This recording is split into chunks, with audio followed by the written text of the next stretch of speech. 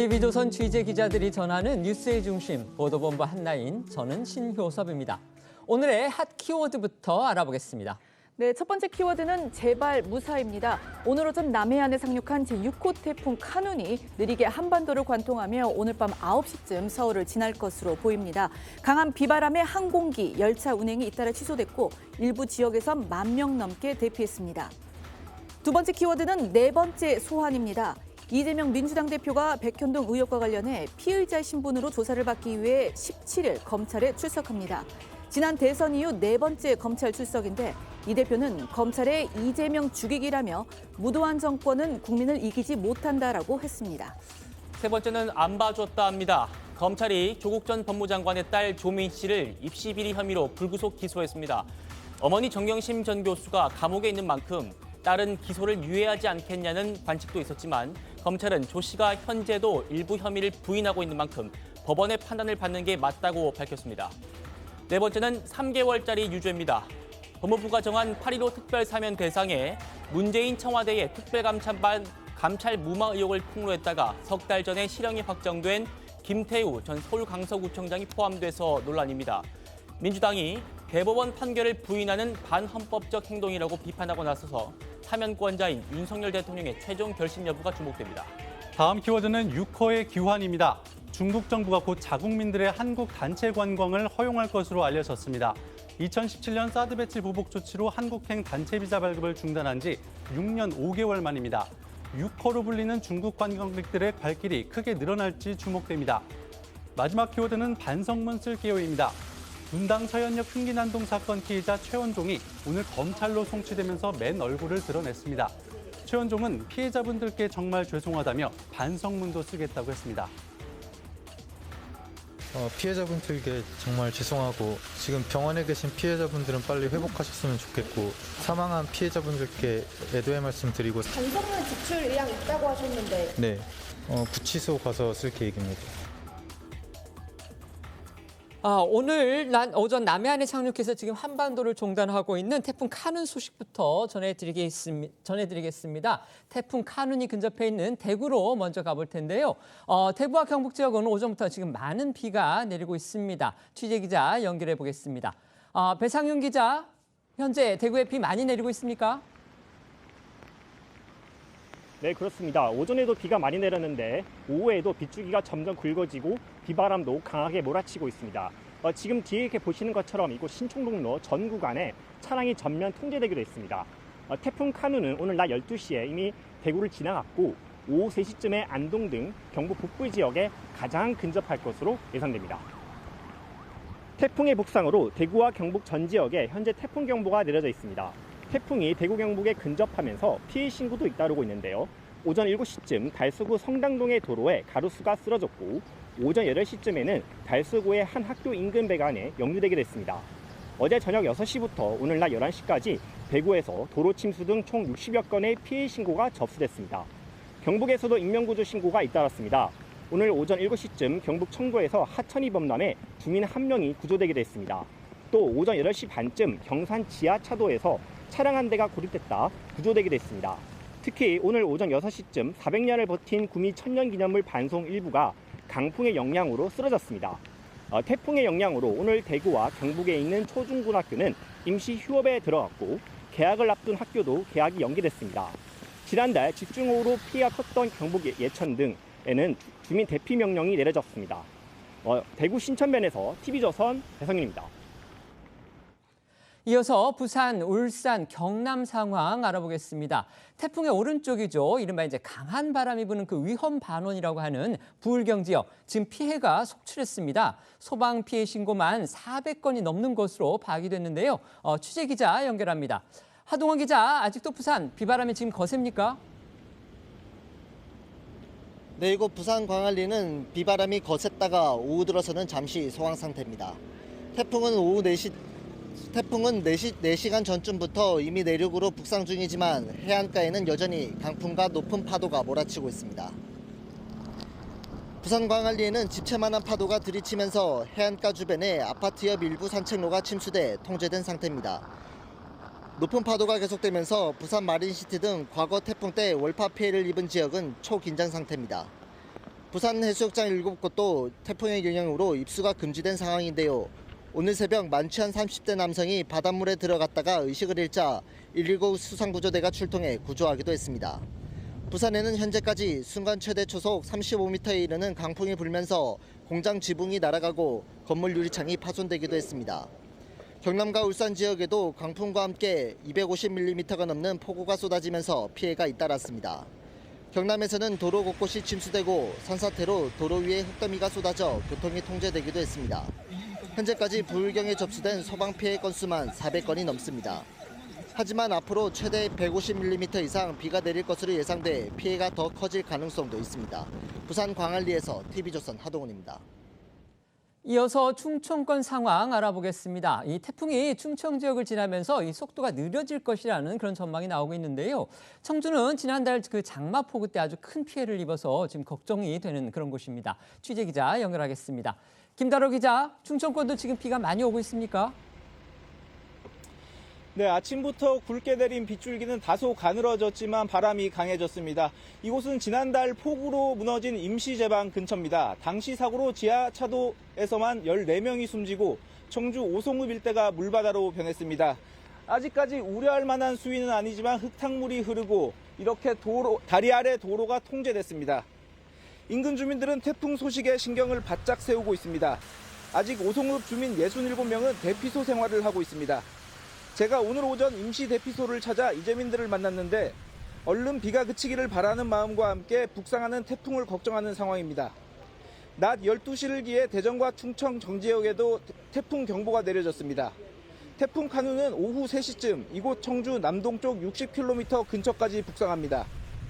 이때의 태풍 속도는 시속 26km인데 충청을 지나면서 속도가 더 떨어져 오후 6시에는 시속 22km로 예상됩니다. 충청 지역에는 내일까지 최대 150mm의 비가 내리겠습니다. 충청에는 어제부터 100mm 안팎의 비가 내렸는데 대전과 청주 등 도심의 하상도로가 통제됐고 세종 어진 지하차도가 물에 잠겨 양방향 통행이 중단됐습니다. 청주 미호강에서 TV조선 김다로입니다. 태풍이 서울 등 수도권에 근접하면서요. 지금 한강 주요 댐들도 수문을 열고 물을 흘려보내기 시작했습니다. 아직은 이제 위험 수위에 도달하지는 않았지만요. 안전을 위해서 사전 방류에 나선 건데요. 한강 수위와 직접 연결돼 있는 팔당댐에 나가 있는 취재 기자 연결해 보겠습니다.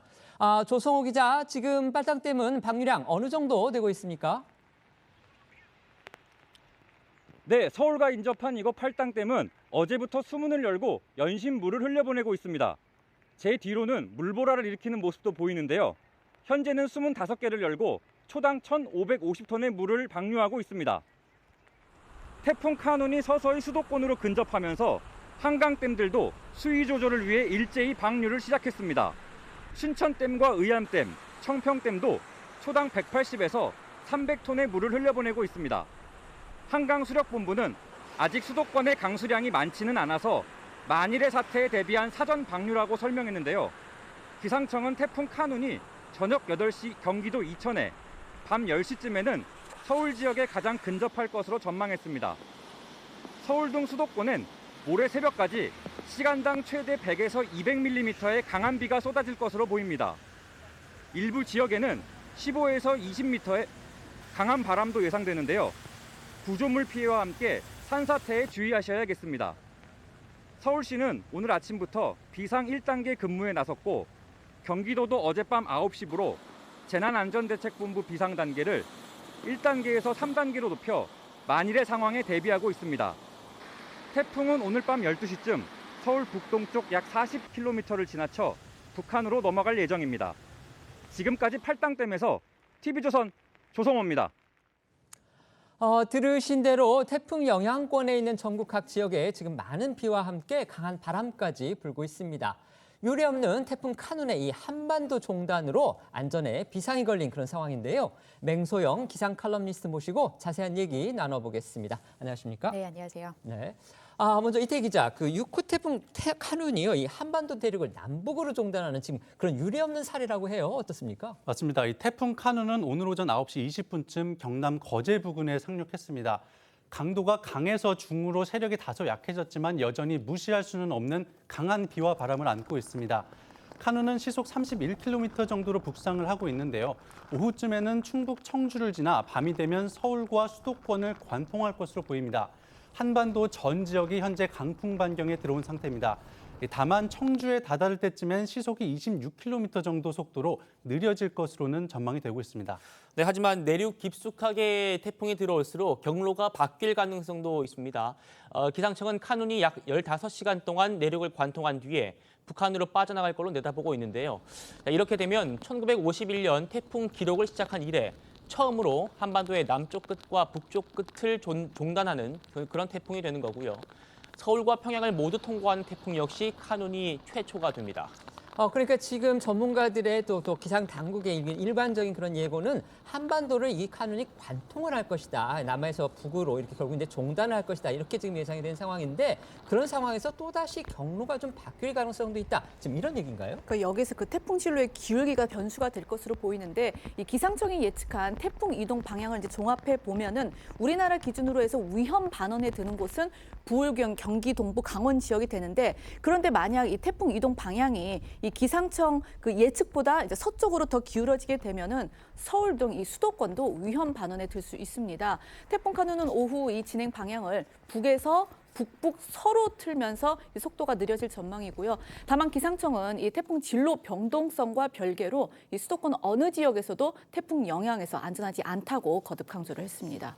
먼저 이 질문 드리겠습니다. 이제 저희 언론들이 계속 얘기를 하고 있는데 이번 그 카눈은 한반도를 남에서 북으로 지금 종단하는 태풍이다. 근데 이게 그 한반도에서 태풍을 관측한 이래 이런 류의 태풍은 없었다. 지금 이렇게 알려지고 있습니다. 맞습니까? 어떻습니까? 네, 맞습니다. 이 태풍은 열대 부근 해상에서 발생을 해서 그때는 북서쪽으로 진출을 하다가 중위도권에 이제 진입을 했을 때는 동쪽으로 방향을 들어서 크게 포물선을 그리는 형태로 이동을 하는 게 일반적인 태풍의 특징입니다. 저희가 계속 그런 류의 그림을 보아왔던 것 같아요. 그렇죠. 네네. 과거 한 2, 3년 전쯤인 것 같습니다. 바비라는 태풍이 서해상으로 남에서 북으로 이제 서해상에서 직진한 경우는 있었습니다만 내륙을 관통하지 않는 경우는 보통은 전라남도 지역으로 유입을 해서 나갈 때는 경상북도로 나간다든지 나갈 때는 강원도 지역으로 나간다든지 해서 관통을 하더라도 남해에서 들어와서 동해로 나가거나 서해에서 들어와서 동해로 나가거나 하는 그런 어떤 사선을 그리면서 나가는 형태였는데 이번 같이 남해에서 들어와서 북한으로 빠지는 경우는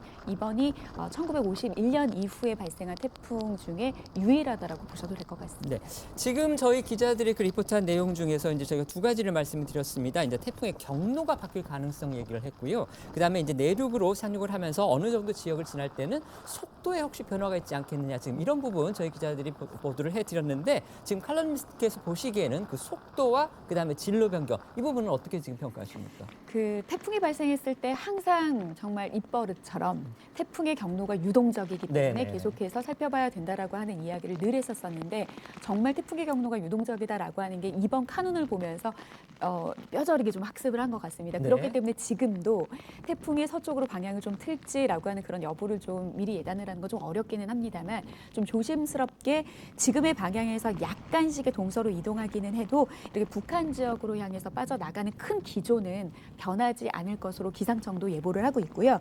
지금 이 CG에서 이제 보면은 이제 태풍과 관련한 기상청에서 발표한 CG, 방송국에서 좀 어느 정도 지금 나오고 편집한 있습니다. 이런 CG 말고 기상청에서 발표한 CG를 보면은요. 네네. 붉은색 부분에 원이 있는데요. 그 붉은색 부분이라고 하는 거는 태풍의 중심이 위치할 수 있는 확률 반경 70%의 확률 반경을 말합니다. 70%의 확률 반경이요? 맞습니다. 네. 그 확률 반경의 그 영역이 넓으면 넓을수록 굉장히 그 이동하는 그런 진로를 예측하기 불확실성이 좀 크다라는 건데 네네. 지금 7호 태풍 란 같은 경우에는 그 확률 반경이 굉장히 넓습니다. 그렇군요. 네, 그러니까 지금 같은 경우에는 내륙 지역에 향하는 그 기조는 어느 정도 좀 이 기조 상태를 좀 유지할 것으로 보이고요. 오히려 변동성이 있다라고 하면 북한 영역에 들어갔을 때 그 안에서 서쪽으로 좀 방향을 틀지 동쪽으로 틀지는 그 북한 영역에서의 불확실성이 좀 더 크지 않을까 생각이 됩니다. 알겠습니다.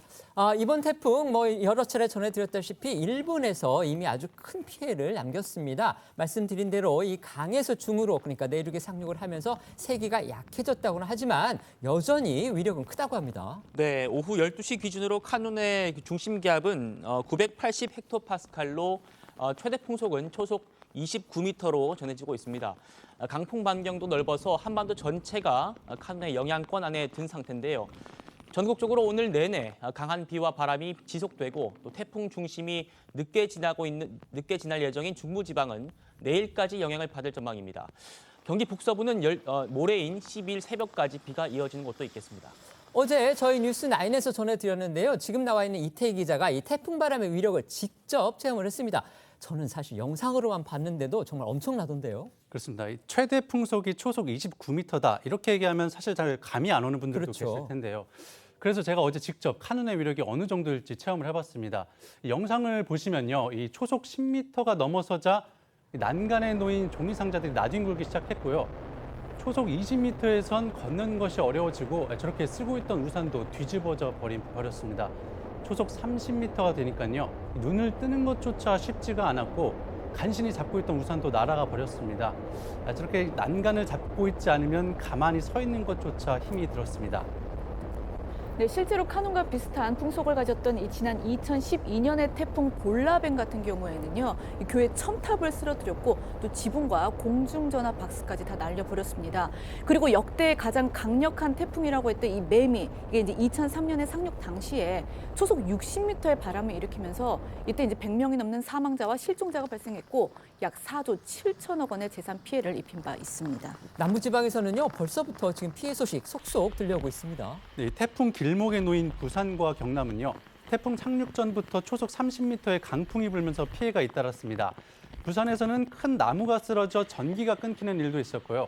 해안가 인근 아파트에서 유리창이 파손되거나 집중폭우로 인해 도로가 잠기는 일도 속출했습니다. 카눈의 강도는 중으로 내륙에 상륙하기 전보다 약해진 상태지만 속도가 계속 느려지고 있어서 피해가 더 커질 수 있다는 전망이 나옵니다. 아까 잠깐 말씀드렸는데 이 태풍 카눈의 이 속도 부분도 저희가 주시해야 할 그런 부분인 것 같습니다. 지금 저희가 알기로는 이제 속도가 좀 느려지고 있다. 그래서 그만큼 피해도 더 커질 수 있다. 지금 이런 전망 나오고 있는데 맞습니까? 어떻습니까? 지난해 좀 악몽 같았던 태풍 흰남노가 있었습니다. 네네네. 흰남노 같은 경우에는 세력이 굉장히 셌는데 그나마도 다행이었던 게 이동 속도가 빨라서 피해를 많이 주지 않고 그러니까 머무르는 시간이 적었기 때문에 아무래도 빨리 빠져나간 게 그나마 다행이었거든요. 근데 이번 같은 태풍은 카눈은 이 흰남노하고 비교가 되게 힘들 정도로 그렇게 강하지는 않습니다만 강도를 떠나서 태풍이거든요. 그래도 네. 이 나가사키 원폭의 한 10,000배에 해당되는 위력을 갖고 있는 태풍 한 개의 이 네. 에너지가 네. 느린 속도로 한반도 전 지역의 전국토를 훑고 지나가는 그런 상황이라고 하는 것은 속도가 좀 빨리 지나갔으면 좋겠다라고 바랄 수밖에 없는 차라리요. 상황이고요. 네.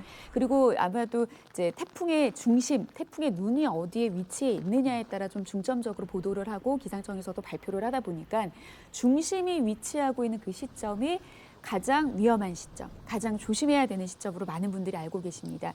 그러니까 지금 이제 손바닥에서 설명을 드리면 태풍의 중심이 여기에 있다라고 하면 요 앞부분의 면적이 이미 위험 지역에 네네. 시작이 됐다라고 보시면 됩니다. 오히려 지금 제주도 지역 같은 경우에는 태풍특보가 오전 중으로 해제가 되고 있습니다. 네네. 이미 지나왔다 그거죠. 태풍주의보가 네. 이제는 풍랑과 강풍특보로 내려졌다라고 하는 것은 태풍이 중심이 지나고 나면 가장 먼저 보이는 특징이 비는 금방 그칩니다. 네네. 그런데 태풍 앞쪽에서는 태풍이 도착하기 하루에서 이틀 전부터 태풍으로 유입된 수증기로 인해서 강력한 비가 내릴 수가 있는 상황이거든요. 네. 그래서 지금 태풍은 대구 남쪽에 아주 근접한 부근에서 지금 북상 중이기는 합니다만 눈이 그렇다는 거 그렇죠. 말씀이시죠? 하지만 지금 충청도와 그다음에 경상북도 강원 영동 지역의 중심으로는 이 태풍으로 인해서 지형적인 영향까지 더해지는 곳들 같은 경우에는 약한 비가 내리는 곳도 있지만 시간당 30에서 많게는 50mm 정말 지역적인 어떤 격차가 큰 그런 태풍으로 인해 만들어진 비가 오늘 오후까지도 계속해서 이어질 것으로 보이기 때문에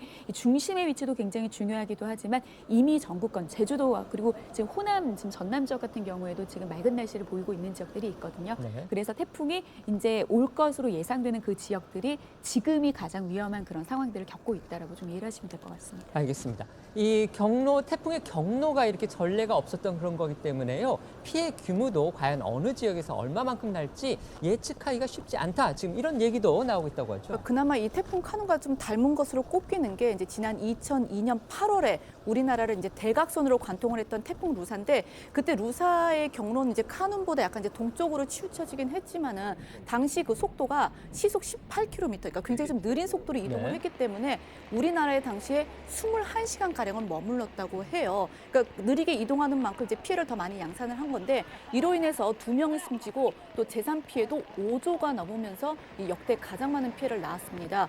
이 강릉 지역에 당시에 하루 동안 무려 870mm가 넘는 비를 뿌려서 이 태풍으로 인한 역대 최고 하루 강수량을 기록하기도 했습니다.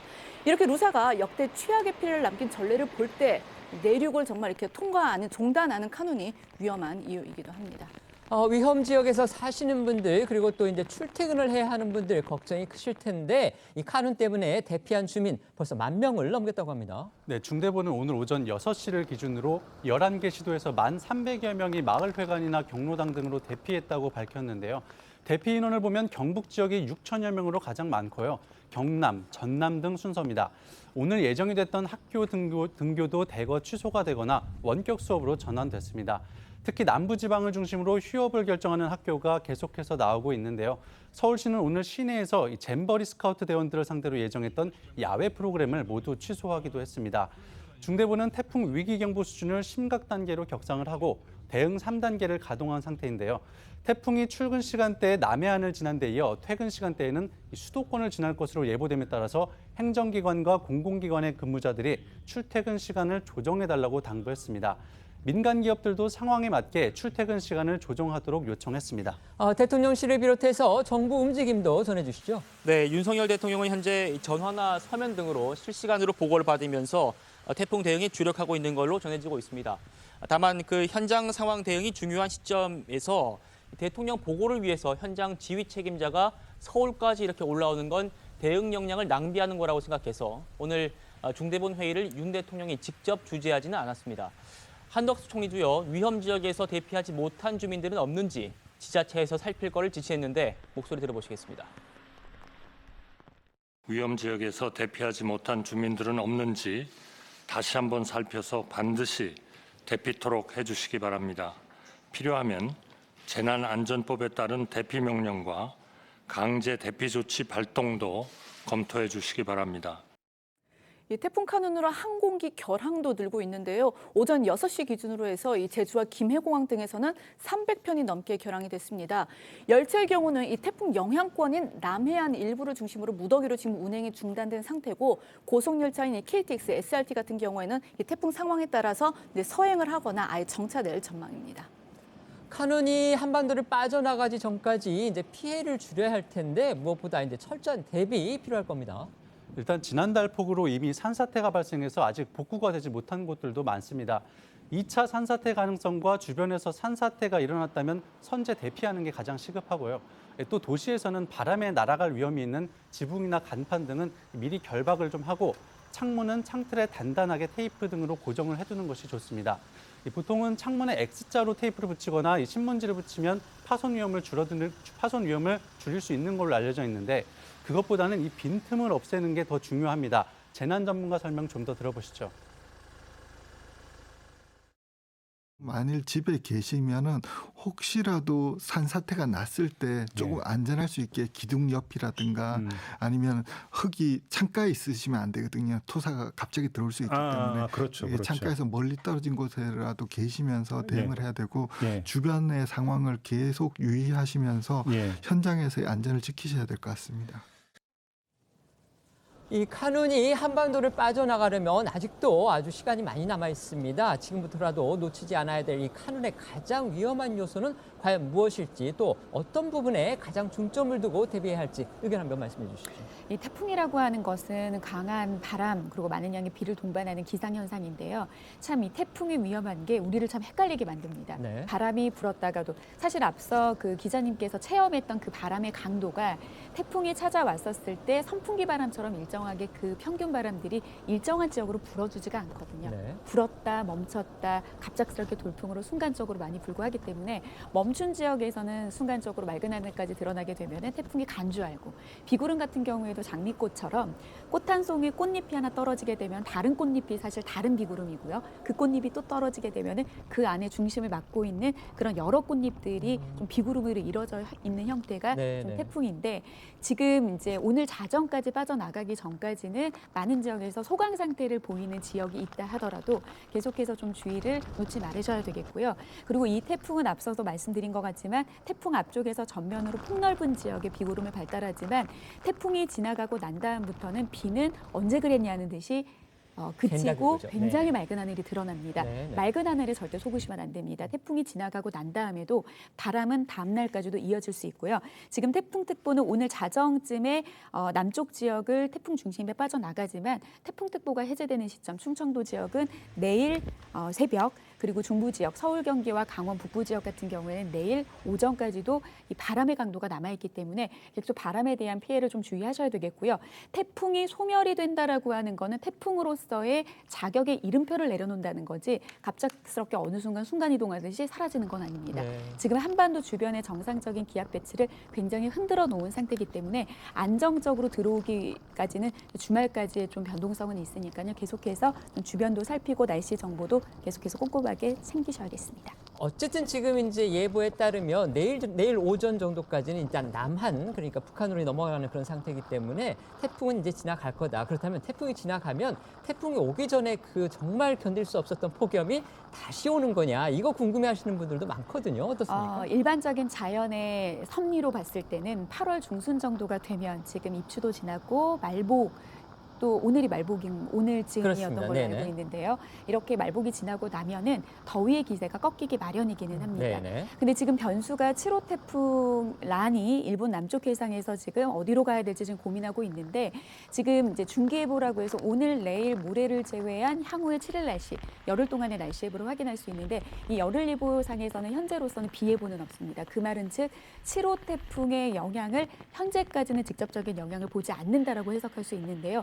기온도 살펴보니까 이맘때 기온보다 높은 기온을 유지하게 됩니다. 태풍이 지나가고 나면은 많은 양의 비도 뿌리기도 했지만 사실 태풍이 막강하게 남겨놓은 수증기, 오히려 습도를 높게 올려놨기 때문에 이후에도 좀 더위의 기세가 누그러지지 않고 실제 기온은 좀 낮더라도 습도가 높아서 체감하는 더위가 높은 그런 폭염과 열대야는 좀 다음 주까지도 이어지지 않을까라고 전망해 봅니다. 마지막으로 이제 카눈, 우리가 맞아야 올해의 마지막 태풍 아닐 겁니다. 아까도 잠시 말씀을 해주셨지만 벌써 이제 7호 태풍이 지금 대기하고 있다고 하는데 앞으로 올해 안에 태풍 얼마나 더 올 가능성이 있다고 보십니까? 태풍 너무 위협적이기 때문에 안 왔으면 좋겠죠. 그렇죠. 근데 안 왔다고 바라는 것도 굉장히 위험한 발상입니다. 한 해의 태풍은 25개 정도 발생을 하고요. 그리고 그 태풍 중에서 3-4개 정도가 우리나라에 영향을 줘야 되는데요. 올해 같은 경우에 하나의 태풍이 직접적인 영향을 줬고 평년 이맘때 과거 30년의 평년치에 따진다라고 하면 앞으로 2개의 태풍이 더 와야지 그것도 정상적인 겁니다. 지금 보통 한 7월과 8월 정도 되면은 태풍의 번호, 지금 6호와 7호라고 하는 거는 6번째 발생을 했고 7번째 발생을 한 건데, 이맘때쯤이라고 하면은 한 10호, 11호 태풍 정도는 나와야 되는데 평년 이맘때보다 지금 태풍이 덜 발생한 건데요. 지금 최근 3년 동안 트리플 라니냐가 이어졌다라고 하는 것은 서태평양, 태풍이 발생할 수 있을 만한 지역의 해수면 온도는 굉장히 높아져 있는 상태. 이 말은 즉 태풍이 발생할 수 있는 기상 조건이 굉장히 형성되어 있는 상태이기 때문에 연이어서 우리 줄줄이 소세지처럼 이렇게 계속 연이어서 태풍이 발생할 가능성도 있기 때문에 이번 카눈뿐만이 아니라 앞으로 좀 태풍의 계절이 다가온 만큼 다가올 태풍에 대해서 피해가 없도록 철저히 대비를 좀 하셔야겠습니다. 알겠습니다. 오늘 말씀 여기까지 듣겠습니다. 고맙습니다. 이제 민주당 상황을 좀 알아보려고 합니다. 이재명 민주당 대표의 사법 리스크 목록 중에 하나가 또다시 현실이 됐습니다. 이번에는 백현동 개발 특혜 의혹인데요. 이 대표 당대표 취임 후에 4번째로 검찰 소환 조사를 받게 됐습니다. 네, 오늘 아침에 이 백현동 개발 의혹과 개발 특혜 의혹과 관련해서 검찰이 이재명 대표에게 피의자 신분으로 출석해서 조사를 받으라고 통보를 했다는 그런 이제 보도가 일제히 쏟아졌는데 앞서 이제 이재명 대표는 대장동과 그 성남 FC 의혹으로 3차례 검찰에 출석을 했고 이제 이번에 그 조사를 받게 되면 이제 4번째 출석이 그렇습니다. 되는 거죠. 이 검찰과 이 대표 측은요, 그 날짜를 조율한 결과 조사 날짜는 17일로 확정이 됐다고 양측이 확인을 해주었습니다. 어쨌든 관련 보도가 쏟아지고 나서 몇 시간 지나지 않아서요. 아주 곧바로 이 대표의 입장이 나왔습니다. 그렇습니다. 이재명 대표는 입장문을 통해서 당당하게 소환 조사에 임하겠다 이렇게 밝혔습니다. 자, 그러면서도 민심이 윤석열 정부에게 등을 돌릴 때마다 검찰이 이재명 죽이기에 나섰다면서 거짓이 결코 진실을 이길 수는 없다 이렇게 결백을 재차 강조했습니다. 이 대표의 입장문은요, 강선우 민주당 대변인이 대신 읽었습니다. 이 대표가 이제 성남시장이던 시절에 벌어진 일종의 개인 비리 혐의에 대한 그런 검찰 소환 통보인데 당 대변인이 입장문을 대독한 거 이것도 좀 눈길을 끌긴 했습니다. 네, 강선우 대변인 이 대표 입장문 대독 후 이어진 질의응답에서 당이 아닌 이 대표에게 개인적으로 소환 통보가 온 것이다 이렇게 밝히기도 했고요. 이 대표가 17일에 출석해 조사를 받기로 했다는 사실도 확인했습니다. 이후 이재명 대표도 기자들과 만나 검찰 소환 통보에 대한 입장을 직접 밝혔는데요. 이 대표 입장문 대독과 이 대표의 목소리 이어서 들어보시죠. 민심이 윤석열 정부의 등을 돌릴 때마다 무능한 정권이 위기에 빠질 때마다 검찰이 이재명 죽이기에 나섰습니다. 대장동 수사로 무려 1년이 넘게 저의 모든 것을 탈탈 털었지만 아무것도 나온 것은 없었습니다. 그러자 다른 사건으로 또다시 저를 조사하겠다고 합니다. 이재명을 옥죄어 정권의 위기를 모면하겠다는 뻔한 의도입니다. 그럼에도 불구하고 저는 당당히 소환 조사에 응할 것입니다. 무도한 정권은 국민을 이기지 못합니다. 거짓은 결코 진실을 이기지 못합니다. 백현동 개발 의혹 관련해서 검찰이 소환 조사 통보했는데 입장을 좀 듣겠습니다. 정권의 무능을 감추기 위한 정치 수사라고 생각합니다. 없는 죄를 만들어 뒤집어 씌우는 것이 가장 큰 국가 폭력입니다. 그럼에도 불구하고 당당하게 수사에 임하겠습니다. 개인 혐의 자체는 어떻게 생각하시는지 있다고 다음 기회에 저희가 설명할 기회가 있을 겁니다. 이게 대통령이 요구한 국가 소유 토지 용도 변경해 준 게 특혜라는 게 말이 되는 소리입니까? 네, 이재명 대표는 입장문을 내고 이 기자들과 만나기 전에는 이 자신의 SNS에 그 SNS를 보시면은 파란색 배경에 국가 폭력이라는 그 4글자를 올렸는데 그리고 또 댓글을 통해서 최악의 폭력은 국가 폭력이다. 최악의 카르텔은 검사 카르텔이다라는 것도 직접 달았습니다. 기자들 앞에서 이제 입장을 밝힌 거 아까 들으셨는데요. SNS 글 역시 이 검찰의 소환 통보는 자신을 향한 국가의 폭력이다. 이제 그런 주장이겠죠. 네, 여기에 대해서 이제 강선우 대변인은 이 대표의 그 SNS 글에 대한 이제 기자들의 질문에 대해서 언론이 알아서 해석을 하라 이런 이제 답을 내놓기도 했습니다. 네, 강선우 대변인 이재명 대표 소환 조사에 이어서 구속영장이 청구되고 국회에서 체포동의안 표결이 이루어지게 될 경우에 대해서 물으니까 가정을 전제로 답을 드리는 건 적절치 않다 이렇게 말을 아꼈습니다. 다만 이게 앞서 국회 교섭단체 대표 연설 때 이재명 대표가 밝힌 입장이 있다고 덧붙였습니다. 지금 민주당사에서 민주당 혁신위가요 혁신안을 발표하고 있습니다. 김은경 위원장의 얘기 들어보시겠습니다. 12구 이태원 참사, 오송 지하차도 참사, 이번 잼버리 파행에 이르기까지 윤석열 정부의 총체적 무능과 무책임이 한국 사회를 나락으로 끌어내리는 모습에 분노와 두려움을 느끼는 평범한 국민들입니다. 우리 삶은 매일 위험에 내몰리고 경제는 가공할 속도로 무너져 내리는데 정치는 무분별한 압수수색과 구속으로 대체되고 있는 현실을 보며 뭐라도 해야겠다는 절박한 심정으로 모였습니다. 250만 권리당원, 168명의 국회의원이 있는 더불어민주당이 이 정부를 견제하고 국민의 삶을 책임지게 만드는 일이 무엇보다 중요하다고 판단했기 때문입니다. 저희가 지켜본 더불어민주당은 여러 문제에도 불구하고 잠재력과 가능성을 가진 정당입니다. 대파 싸움에만 몰두하는 것처럼 묘사되지만 훨씬 더 많은 국회의원, 당원, 당직자들은 국민의 삶을 지키기 위해 고군분투하고 있었습니다. 직접 만난 당원들은 더불어민주당과 대한민국의 미래를 치열하게 고민하고 있었습니다. 지금 우리는 여러모로 위급 상황에 처해 있습니다. 세계는 급변하는데 무능하고 위험한 정부가 5천만 삶의 키를 잡고 있기 때문입니다. 이 정부가 남은 임기 동안 조금이라도 국민의 의견에 귀 기울이게 만들려면 국회를 통해 견제하는 수밖에 없습니다. 더불어민주당 250만 당원 여러분, 지역 곳곳에서 저희 홈페이지와 메일, 문자에 담긴 글을 통하여 더불어민주당을 더 나은 정당으로 만들어 보려는 여러분들의 열정을 보았습니다. 더불어민주당은 OECD 국가 어느 에서도 찾아보기 어려운 큰 정당입니다. 지금 김은경 위원장이 혁신안을 발표하고 있는데요. 지금 이제 서문격으로 지금 얘기를 하고 있기 때문에 본격적인 내용이 나오면 그때 다시 한번 연결을 하고 저희가 나누던 토크 계속 진행을 하겠습니다. 이재명 대표 교섭단체 연설에서 자신은 불체포 특권을 포기하겠다 이렇게 선언을 했었습니다. 그랬던 만큼 영장심사도 응하겠다 이런 의미로 보입니다. 그렇습니다. 이 관련해서 지난 6월에 나온 이재명 대표의 교섭단체 연설도 한번 들어보시죠. 저에 대한 정치 수사에 대해서 불체포 권리를 포기하겠습니다. 지금까지 그랬던 것처럼 소환한다면 10번 아니라 100번이라도 응하겠습니다. 구속영장을 청구하면 제 발로 출석해서 영장 실질 심사 받고 검찰의 무도함을 밝히겠습니다. 여기 지금 김보은 기자가 검찰 그리고 이재명 대표 측 입장도 직접 들어보셨죠. 추가로 나온 얘기가 좀 있습니까? 네, 일단 제가 검찰의 조율 과정이 어떻게 됐냐고 좀 물어봤는데요. 검찰은 이재명 대표가 당 대표인 만큼 본인의 입장을 충분히 고려해서 조율을 했다 이렇게 얘기를 하고 있습니다.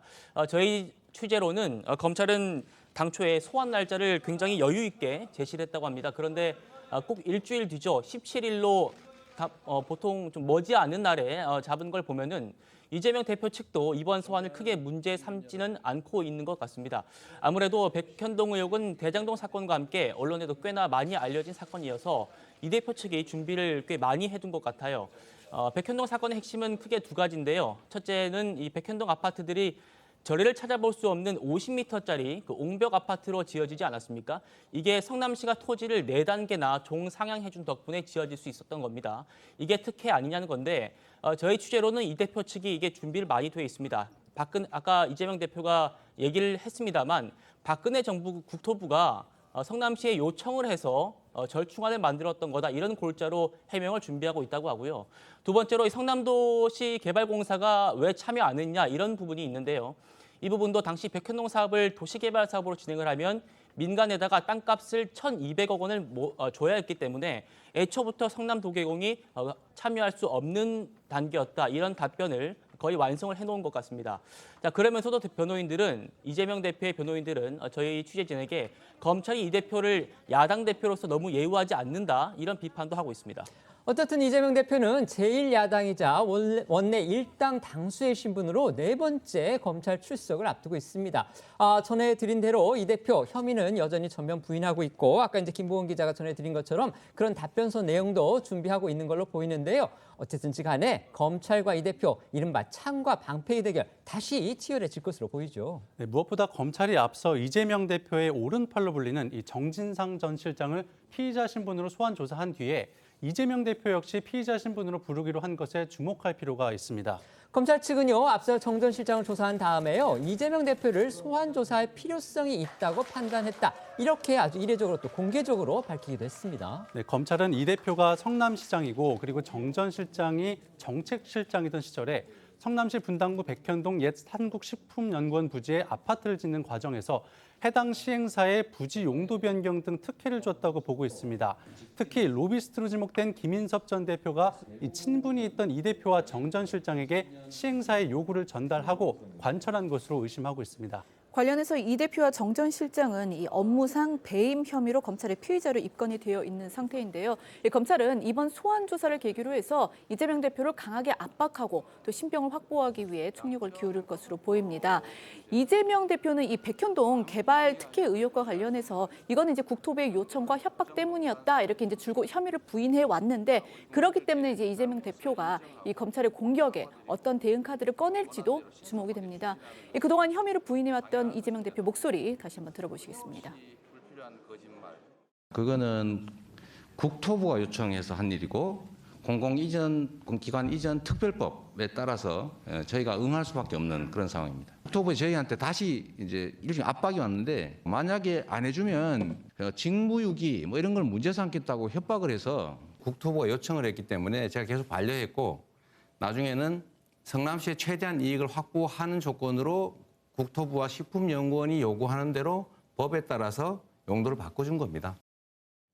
이 대표를 소환 조사한 다음에 검찰이 이제 이 대표에 대해서 구속영장을 청구할지 또 한다면 언제가 될지 이 부분도 관심을 모으고 있는데요. 영장을 만약에 치게 된다면 이 쌍방울 대북 송금 의혹과 함께 처리할 것이다. 이런 전망 저희도 여러 차례 전해드린 적이 있습니다. 공전을 거듭하고 있는 이화영 전 부지사의 대북 송금 관련 재판이 그래서 더욱더 중요한 변수가 됐습니다. 맞습니다. 저희도 전해드린 대로 쌍방울 대북 송금 의혹의 핵심 인물인 그 이화영 전 부지사 재판이 변호인 해임 문제 등으로 재차 파행이 되고 있습니다. 그래서 쌍방울 대북 송금과 백현동 의혹을 검찰이 묶어서 이재명 대표에 대한 구속영장 청구를 할 것이다. 이런 관측이 많이 나오고 있는데 그런 검찰로서는 돌발 변수를 만난 셈이죠. 그래서 오는 17일 이재명 대표가 백현동 의혹과 관련해서 소환 조사를 받는데 이거는 물론이고 또 오는 22일로 예정된 이화영 전 부지사의 재판 상황도 함께 지켜봐야 할 것 같습니다. 이 대표 소환 통보 소식에 지금 여야 공방도 아주 치열해졌습니다.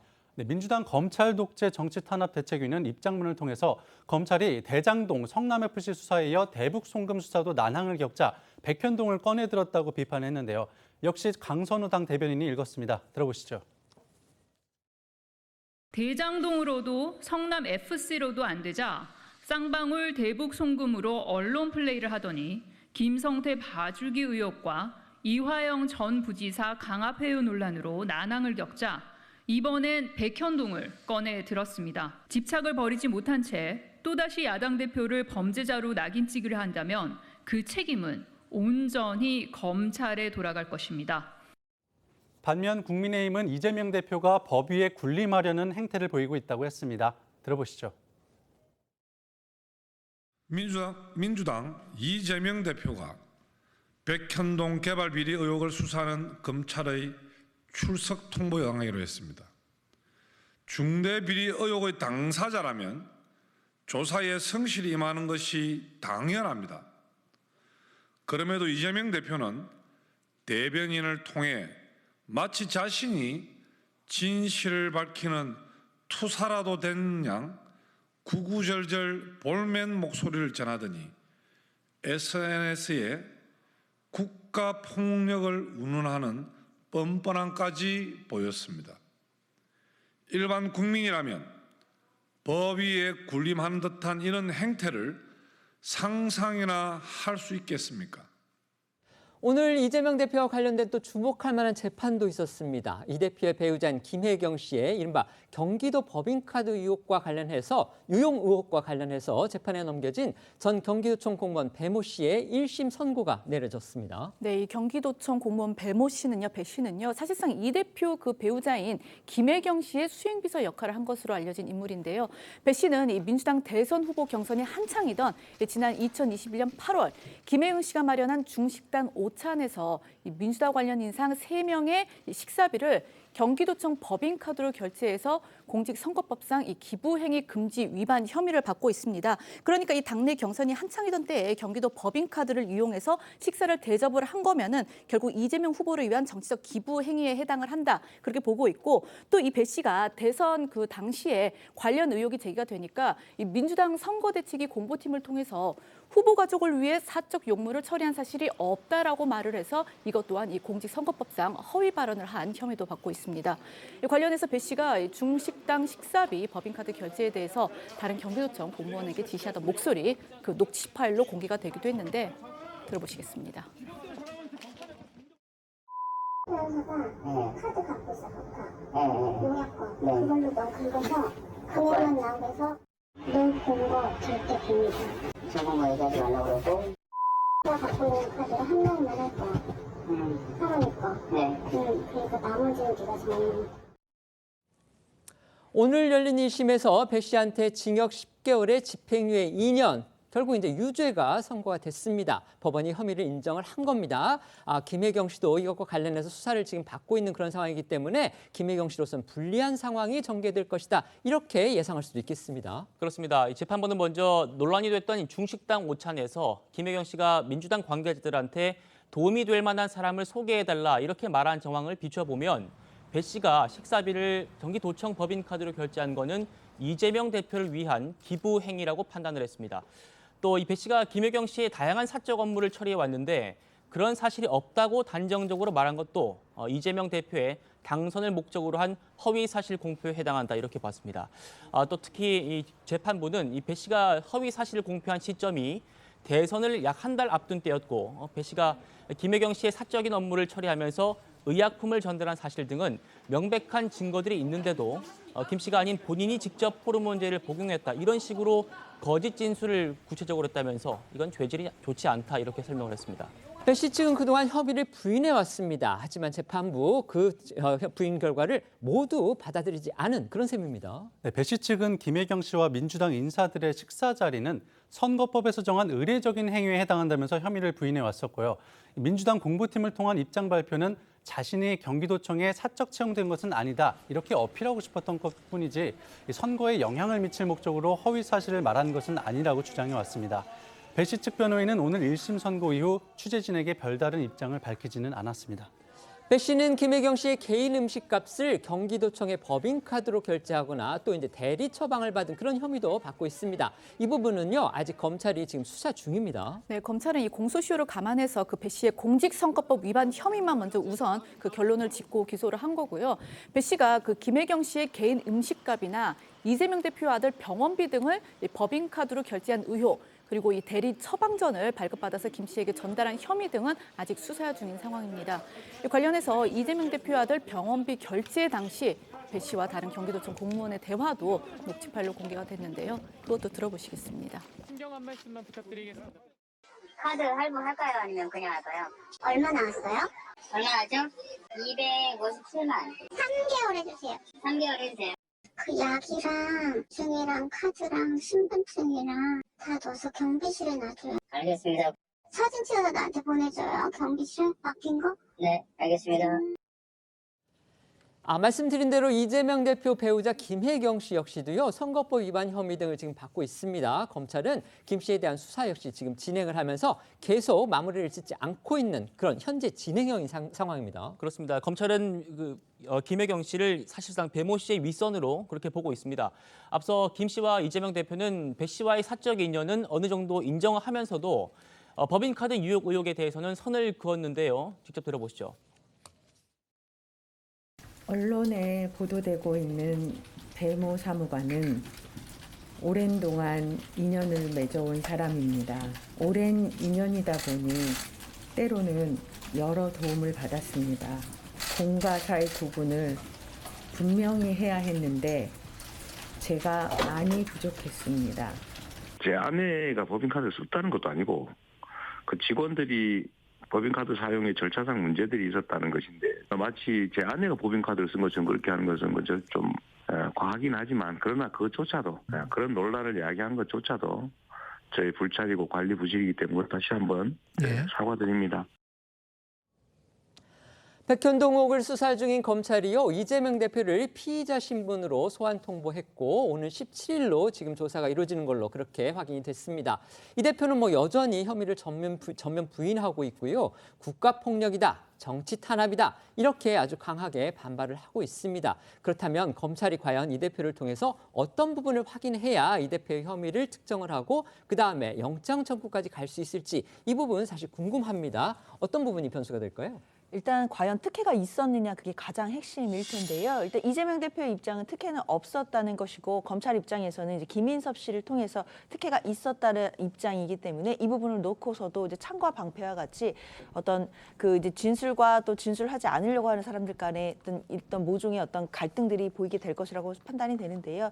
일단 당연히 검찰에서는 여러 가지 지금 객관적인 증거들을 확보를 했다라고 지금 얘기를 하고 있습니다. 그러나 그런 증거들을 가지고 과연 이재명 대표가 그 정진상 실장을 통해서 백현동 사업에 특혜를 주기 위한 것들을 어떤 일환이었다라는 것을 증명해낼 수 있을 정도일지 일단 이 부분이 좀 궁금할 것 같고요. 그렇기 때문에 17일에 일단 이재명 대표가 소환을 가면 아마 검찰이 본인들이 갖고 있는 증거를 어느 정도 제시할 가능성도 있습니다. 네. 그 제시되는 증거들에 대해서 또 이재명 대표가 어떻게 또 진술을 할 것인지 이제 이런 부분들이 남아있다라고 보이는데요.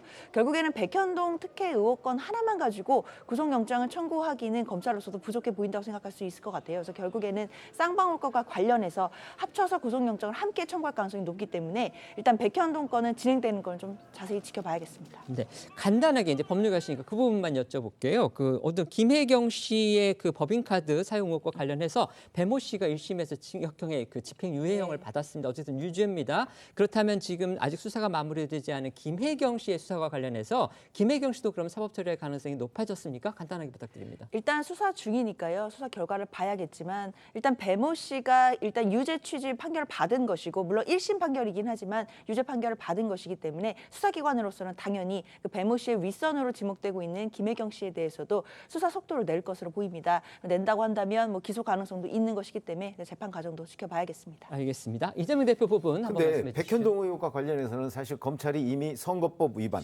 그러니까 백현동 특혜가 아니다라고 얘기한 이재명 후보의 말이 허위사실이라고 이미 기소가 돼 있고 재판이 진행 중이지 않습니까? 물론 아직 뭐 재판이 거기까지 가지는 않았습니다만은 그런 사실을 보면 검찰은 이미 결론을 내려놓고 있단 말이죠. 그것도 상당한 근거가 있었기 때문에 그게 허위사실이라고 판단을 했을 것이고 이재명 대표가 계속 박근혜 정부의 국토부 요구대로 했다고 하는데 국토부에서 요구한 거는 2단계 상향이에요. 근데 이건 4단계 상향이란 말이죠. 더군다나 임대주택도 100%에서 10%로 낮춰졌어요. 아까는 이제 본인은 절충했다 이렇게 지금 주장을 하더라고요. 아니 어떻게 2단계만 해달라고 얘기한 걸 4단계를 올려놓고 절충했다는 건 어법에 맞지 않잖아요. 저는 그런 이재명 대표식의 논리가 17일에 아마 검찰 소환 조사를 받았을 경우에 깨질 수밖에 없다고 생각을 해요. 우선 앞뒤가 말이 안 되고 더군다나 이 용도 변경의 권한은요. 그 중앙정부에 있지 않습니다. 성남시장한테 있어요. 그러니까 성남시장이 박근혜 국토부가 아무리 뭐 10단계를 상향해달라고 얘기해도 성남시장이 안 받아들이면 그만입니다. 그런 점으로 본다면 모든 권한이 자기한테 있는 거기 때문에 그걸 박근혜 정부 국토부에 미룰 수 없는 상황입니다. 그러니까 저런 주장은 아마 검찰 앞에 가면 곧바로 무너지게 될 것이고 그다음에 뭐 임대주택 특혜도 마찬가지고 더군다나 성남시에서 이 부분을 담당했던 백현동을 담당했던 공무원이 업무에서 배제됐어요. 바로 이런 문제 때문에. 그런 여러 가지 증거가 있기 때문에 뭐 어차피 이재명 대표는 17일 날 가서 뭐 부인을 하겠지만 그 부인이 그 이재명 대표의 혐의를 뭐 이렇게 벗어나게 하는 데는 별 영향을 미치지 못할 것이다. 저는 그렇게 봅니다. 검찰은 어쨌든 법대로 한다는 입장이긴 합니다. 하지만 정치적인 판단. 왜 그러냐면 이 상대가 제1야당의 대표고 그렇죠. 그다음에 원내 1당의 당수기 때문에 정치적 판단, 정부적 판단 안 할 수가 없을 것 같은데 만약에 영장을 청구했다가 법원에서 기각당하면 검찰 입장에서는 여러 가지 망신일 수도 있고 정치적 부담도 안게 될 거거든요. 그렇다면 영장을 청구하지 않고 그냥 바로 기소할 가능성 이건 없다고 보십니까? 저는 별로 없다고 봅니다. 그래서 이제 이게 그 사실은 백현동 문제는 배임이거든요.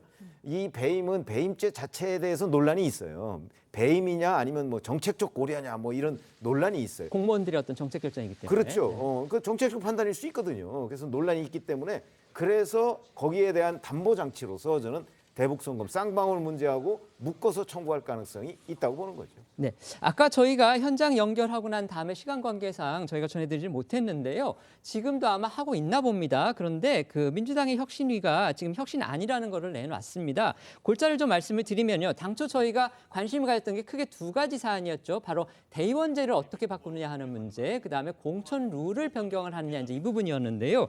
대의원제 부분과 관련해서는 그 혁신위가 대의원을 당원이 직선하는 그 직선제를 도입하는 하는 게 좋겠다 이렇게 제안을 했다고 하고요. 그다음에 당 대표 최고위원 선거를 당원 70%, 국민 여론 30% 이렇게 제안을 했다고 합니다. 그러면 대의원 부분은 어디로 갔는지 이런 부분 이제 궁금을 해지는 겁니다. 결국 대의원의 어떤 기능도 축소를 하고 현재의 대의원제를 갖다가 근본적으로 바꾸는 그런 안을 제안했다 이렇게 지금 저희가 볼 수 있는데 이 부분 좀 더 이제 생각을 해봐야 되겠습니다. 저희가 또 후속 보도가 나올 테니까요. 그 다음에 이제 공천 룰과 관련해서는요. 공천 룰을 직접적으로 뭐 세세하게 내용은 있지만 이게 큰 흐름을 바뀐 건 아닌데 마지막에 당부의 말씀이라고 해서 이렇게 얘기를 했습니다.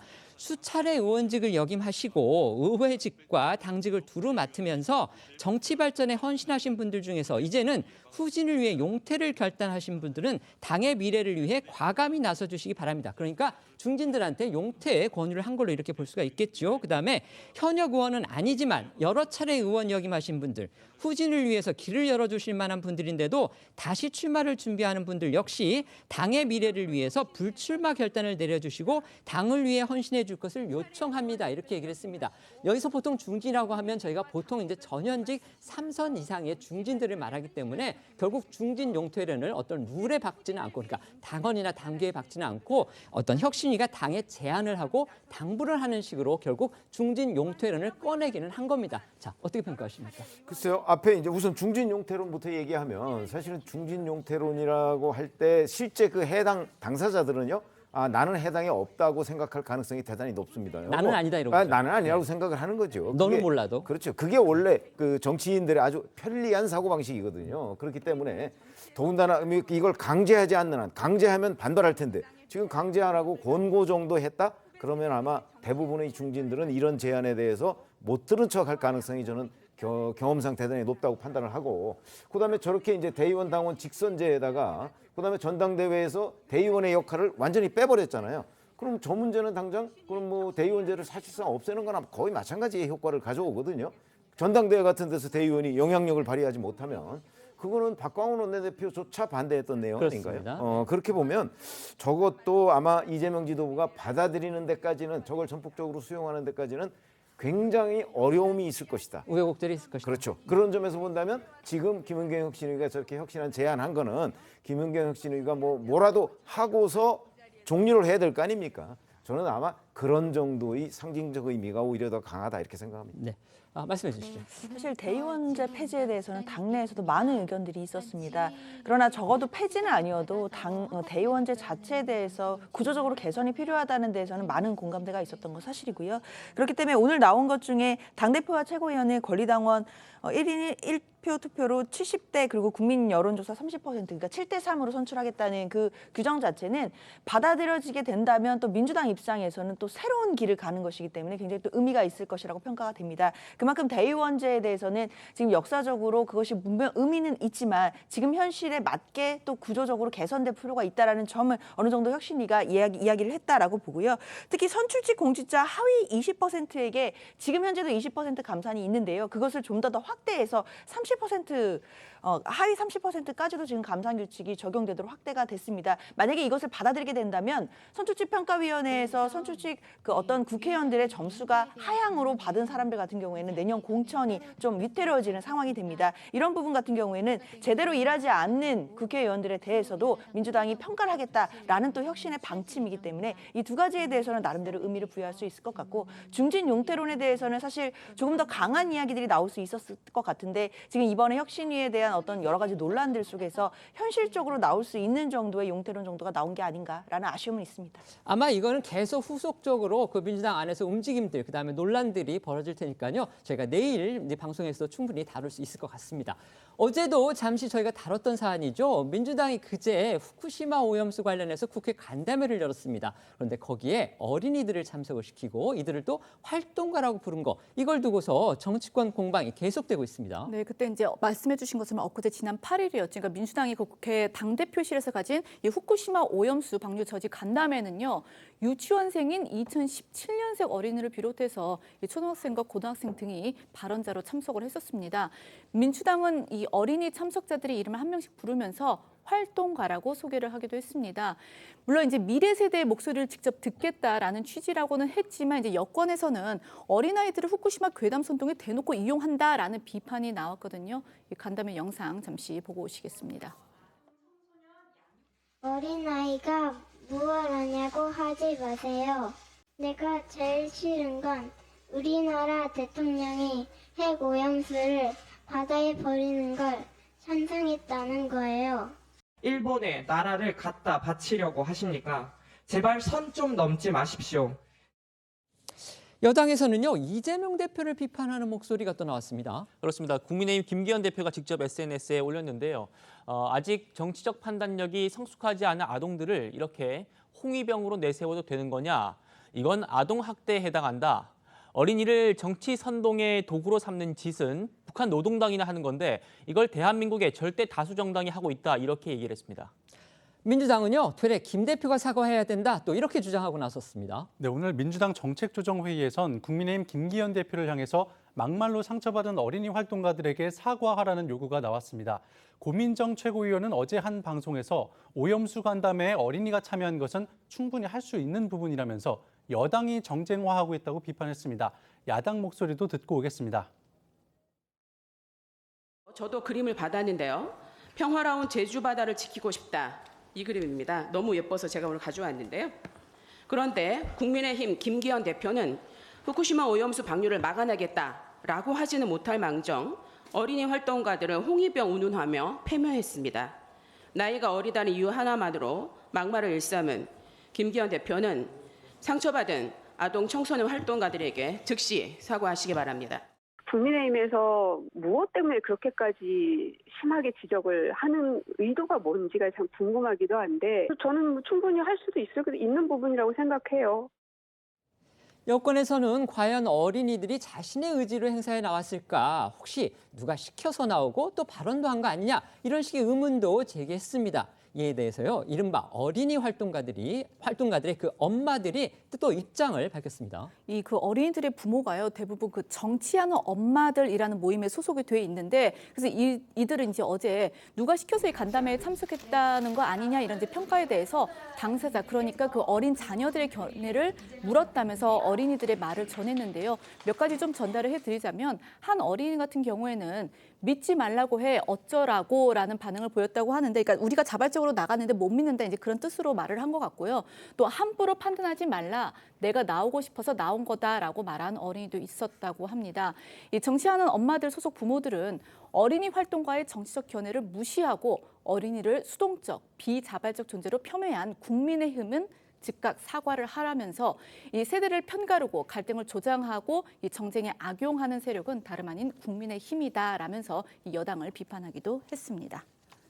지금부터는 어쩌다 이런 일이 코너로 이어가겠습니다.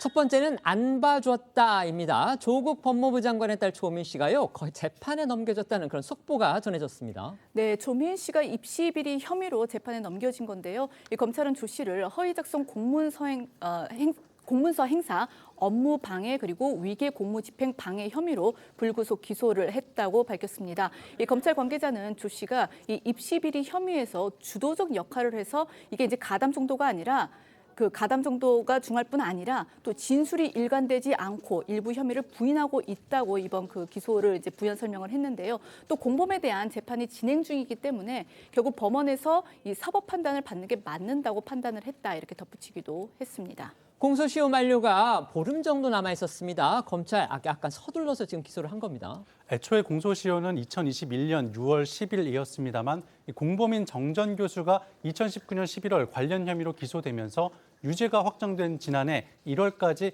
약 2년 2개월간 정지가 됐던 거고요. 현재 서울대 의전원 부정지원 관련 혐의는 공범인 조 전 장관의 항소심이 진행 중이라서 공소시효가 정지된 상태입니다. 앞서 검찰은 조 씨의 일부 혐의 공소시효 만료를 앞두고 기소유예하는 방안을 저울질하기도 했었습니다. 앞서 검찰은 진정한 반성이 있다면 기소유예하는 방안도 검토하겠다 그렇게 밝혔었는데 이후 조 씨가 그 고려대와 부산대 의전원 입학 취소 처분에 대한 그 불복 소송을 하지 않기로 했고 또 의사 면허도 반납한 바가 있었습니다. 그래서 이걸 두고서 이제 일각에서는 조 씨가 좀 혐의를 인정하고 반성하는 태도로 보이는 것이 아니냐라는 관측이 나왔었는데 이에 따라서 검찰은 이 조 씨의 변화된 입장을 확인하겠다면서 지난달 14일이죠. 이 조 씨를 피의자 신분으로 불러서 조사를 했지만 이때 조 씨가 일관된 진술을 하지 않고 또 혐의도 일부 부인을 하면서 이 입시비리 혐의가 단순 수혜자가 아니고 그 조 씨가 주도적인 역할을 한 것으로 의심을 했다. 그래서 이제 이게 기소유예가 아닌 정식 재판이 필요하다고 본 걸로 전해지고 있습니다. 조민 씨의 이제 공범으로 볼 수 있습니다. 결국 이제 아버지, 어머니, 그러니까 조국 전 장관 부부의 어떤 태도, 검찰이 아마 이것도 고려해서 기소를 선택하지 않았느냐 이런 분석도 나오고 있죠. 네, 이렇게 조민 씨에 대한 기소 결정이 나오기 전에 조 전 장관 부부가 입장을 냈었습니다. 부모인 저희의 불찰과 잘못이 있었음을 자성합니다. 라면서도 입시 비리 혐의의 공모 여부에 대해서는 재판을 통해 소명하겠다 이렇게 입장을 밝혔었는데요. 조 전 장관은 지난달 항소심 첫 재판에서 변호인을 통해서 혐의를 부인했다고 전해집니다. 관련해서 조 전 장관 모습 보고 오시죠. 자식들은 많은 고민 끝에 문제된 서류와 연결된 학위와 자격을 모두 포기했습니다. 아비로서 가슴이 아팠지만 원점에서 새로운 시작을 하겠다는 결정을 존중하기로 했습니다. 이번 항소심에서 보다 낮은 자세로 진솔한 소명을 하겠습니다. 감사합니다. 조민 씨가 소를 취한 것은 입시비리 혐의에 대한 자백 반성으로 봐야 됩니다. 시효가 한 달여밖에 안 남았거든요. 거기에 대한 입장을. 자, 검찰의 기소 결정 이후에 조민 씨가 직접 또 SNS를 통해서 자기 입장을 밝혔습니다. 보시면요. 검찰 기소 소식을 뉴스로 접했다. 재판에 성실히 참석하고 내가 책임질 부분이 있다면 겸허히 책임지겠다 이렇게 밝혔습니다. 검찰이 결국 조민 씨를 불구속 기소했습니다. 이제 당초 예상은 불구속 기소 유예 같은 거 할 수도 있겠다 이렇게 했었는데 결국 기소를 했고요. 그럼 이렇게 되면 이제 다른 또 그러니까 조국 전 장관의 아들 부분도 문제가 있지 않습니까? 그렇다면 결국 아들도 기소를 하게 되는 거냐 이 부분도 궁금해지거든요. 어떻게 예상하십니까? 일단 조국 전 장관의 딸 조민 씨에 대해서 이제 기소가 된 건데요. 대부분 많은 분들이 이번엔 불기소하지 않을 것인가라는 예상을 했던 것이 사실입니다. 저도 마찬가지였는데요. 아무래도 지금 공소시효가 그 조국 전 장관 재판이 진행 중이기 때문에 그 부분에 대해서는 공소시효가 또 중단이 되어 있는 혐의들이 있거든요. 그러면 이 부분을 기소 유예를 해주더라도 아버지인 조 전 장관이 지금 재판받고 있는 동안에 공소시효가 중단된 부분은 또 나중에 기소할 수 있을지 없을지 여부가 남겨져 있기 때문에 굳이 이번에는 기소 유예를 하고 뭐 아들에 대한 것이나 또는 조민 씨에 대한 나머지 혐의에 대해서는 그 재판이 확정된 후에 결정을 해도 늦지 않는 거 아닌가라는 이야기들이 있었는데 이번에 아무래도 조민 씨를 바로 이제 기소를 한 것으로 보이기는 합니다. 사실 이렇게 되면 검찰 입장에서는 부담이 될 수밖에 없을 것 같은데요. 물론 이제 기소 재량주의이기 때문에 검찰이 기소할지 안 할지를 결정할 수 있는 권한이 있는 것은 맞지만 결국 기소 재량주의의 어떤 단면으로서 검찰이 결국에는 어떤 상황에는 기소를 하고 또 어떤 상황에는 기소를 하지 않는 것 그것에 대한 명확한 기준이 있는 것인지에 대해서 또 다시 한번 묻지 않을 수 없고요. 이번 사건은 일단 기소가 됐으니까 조민 씨가 또 재판에 어떻게 임하는지도 살펴봐야겠습니다. 네. 제가 보기에 조민 씨는 상당한 정도로 반성을 했다고 보여지고 왜냐하면 고려대 등의 그 소송을 취하했지 않습니까? 그런데 이제 조국 전 장관에 대해서 검찰이 요구했던 부분이 있는데 아마 그게 미흡하다고 판단해서 이런 결정을 내린 것이 아닌가 싶은데 그러니까 순전히 이제 법률적 결정으로 보입니다. 근데 이제 이런 조국 전 장관만 해도 뭐 공인이고 정치인 아닙니까? 그러다 보면 이런 정치에는 반드시 역풍 이런 것들이 있을 수가 있거든요. 그런 점을 고려하지 않은 결정으로 보여서 아마 앞으로 검찰도 그 조민 씨 기소 문제에 대한 그 역풍 왜냐하면 일종의 동정심을 유발할 수도 있거든요. 네네. 너무 심한 것 아니냐. 아버지, 어머니, 딸까지 뭐 이런 얘기가 있기 때문에 아마 여론 추이를 좀 예의주시해야 되지 않을까 싶습니다. 네. 두 번째는요. 태풍의 전쟁 준비입니다. 북한 김정은 국무위원장의 모습이 보입니다. 태풍의 전쟁 준비라. 이거 어떤 얘기입니까? 저희가 앞서서 그 태풍이 한반도를 종단한다고 말씀을 그렇죠. 드렸잖아요. 그러니까 네. 이 태풍 카눈이 내일 새벽쯤에는 북한으로 넘어갈 것으로 예상이 되는데 이런 상황에서 이 김정은 북한 국무위원장은요. 전쟁 준비를 더욱 공세적으로 해야 한다면서 중요 군사 행동 지침을 내렸습니다. 그러니까 상식적으로 보면 태풍 피해에 대비해라 이런 지시였어야 될 것 같은데 그렇죠. 근데 전쟁 준비를 지시했다. 지금 이거군요. 네, 더욱이 그 오늘 오전 노동신문이 공개한 사진을 보시면요. 김정은 위원장이 이 할아버지 김일성 주석의 사진 앞에서 한반도 지도를 가리키면서 이렇게 발언을 하는 그런 모습도 보이는데 김 위원장이 그때 이제 손가락을 콕 집은 곳 그게 이제 바로 서울 일대로 보입니다. 남한, 북한 할 것 없이 지금 태풍 때문에 비상일 텐데 북한도 마찬가지일 겁니다. 그런데 김정은이 직접 저렇게 도발 수위를 높인 겁니다. 맞습니다. 북한이 사진 속에 있는 지도를 정확히 알아보지 못하게 보시는 것처럼 지금 뿌옇게 처리를 했지 않습니까? 그래서 김 위원장이 가리킨 곳이 서울과 수도권 주변 그리고 육해공군 본부가 있는 충남 계룡대 부근 아니겠나 이렇게 추정을 하고 있는 건데요. 북한이 이렇게 김 위원장이 직접 서울을 공격 대상으로 가리킨 사진들을 공개한 거는 한미연합 연습을 앞두고 긴장감을 최대로 끌어올려서 도발의 명분으로 삼으려 하는 거 아니냐 이런 의도로 풀이가 되고 있습니다.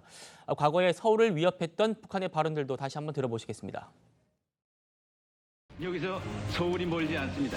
전쟁이 일어나면 불바다가 되고 말아요. 청와대이건 인천이건 다 불바다에 잠기게 될 것이고 누리면 발사하게 되어 있고 퍼부으면 불바다로 타번지게 되어 있습니다.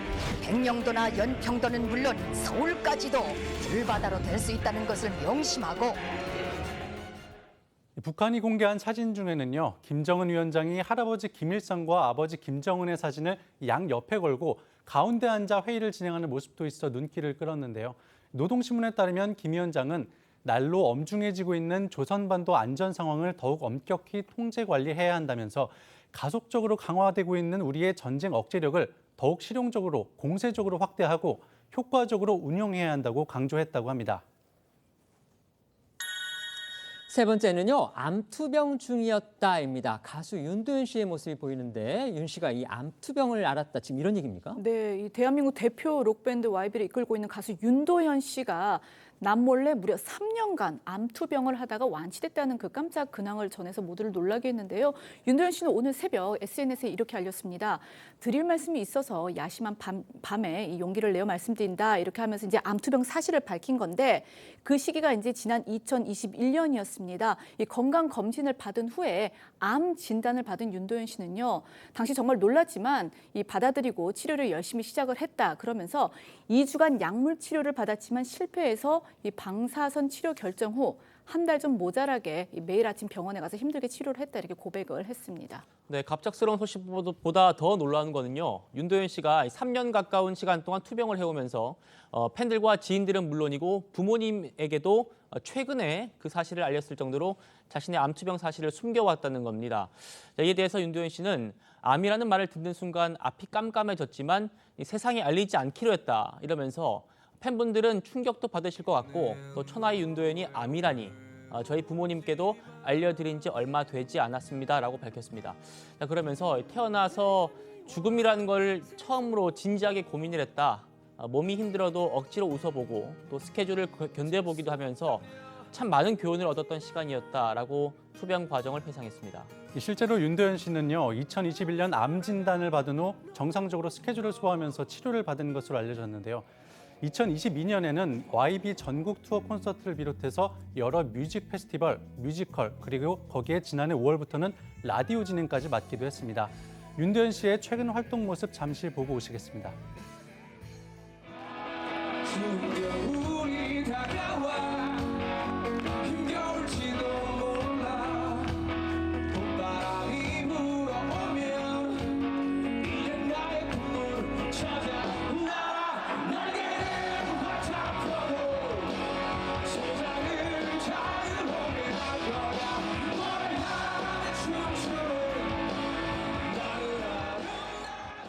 윤도현 씨는 또 병원복을 입은 사진을 함께 공개하면서 방사선 치료 첫날 완치되면 사진 올리고 기쁜 소식과 희망을 전해드리고 싶어 찍어놨다면서 올릴 수 있게 되어 감사하다고 글을 올렸습니다. 저희는 1분 뒤에 다시 돌아오겠습니다. 오늘 준비한 소식은 여기까지입니다. 저희는 내일 오후 1시에 더 핫한 소식으로 찾아뵙겠습니다. 시청해 주셔서 고맙습니다.